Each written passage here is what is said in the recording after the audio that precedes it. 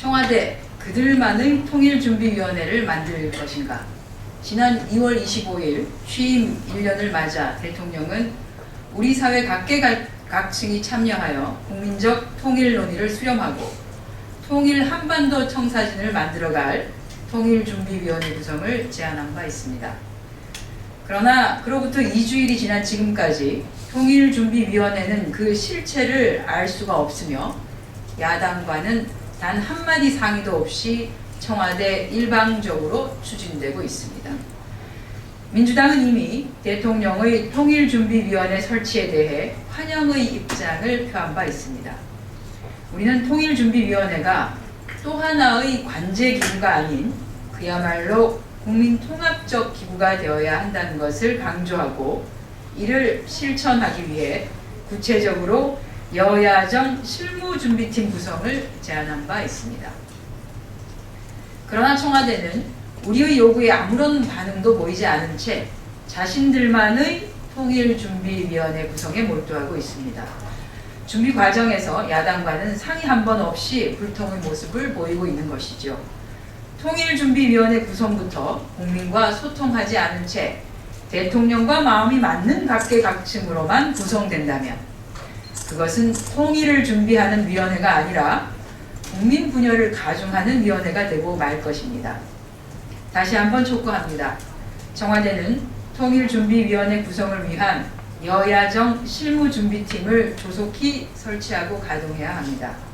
구성 단계부터 여야정이 머리를 맞대고 국민 통합적으로 논의를 할 때 통일준비위원회가 본연의 임무를 충실히 수행할 수 있을 것입니다.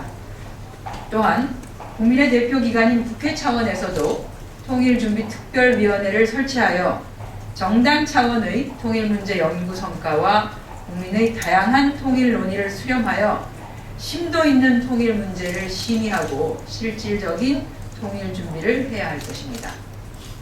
아울러 최근 이산가족 상봉 정리화를 논의하기 위한 남북대화가 무산된 것에 우려를 표명하고 남북관계 정상화 없는 통일 논의는 실제 공연불에 불과하다는 것을 지적합니다. 정부에 보다 적극적인 남북관계 개선에 나설 것을 촉구합니다.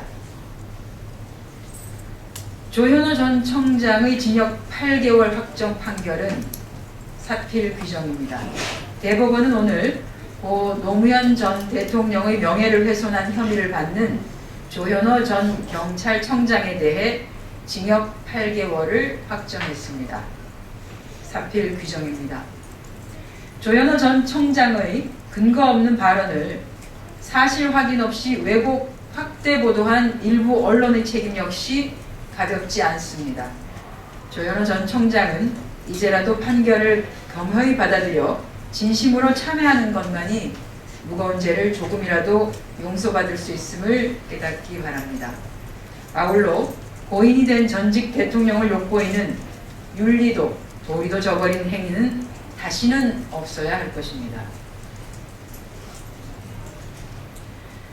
남재준 원장과 국정원의 삐뚤어진 물타는 애국심에 대해서 한 말씀 드리겠습니다.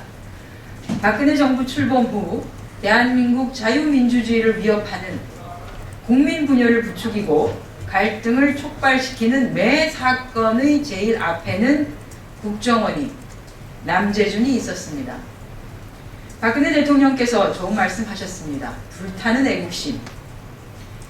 지금 국정원은 그리고 남재준은 매 사안에 물타기를 시도하는 물타는 애국심의 본산이 되었습니다.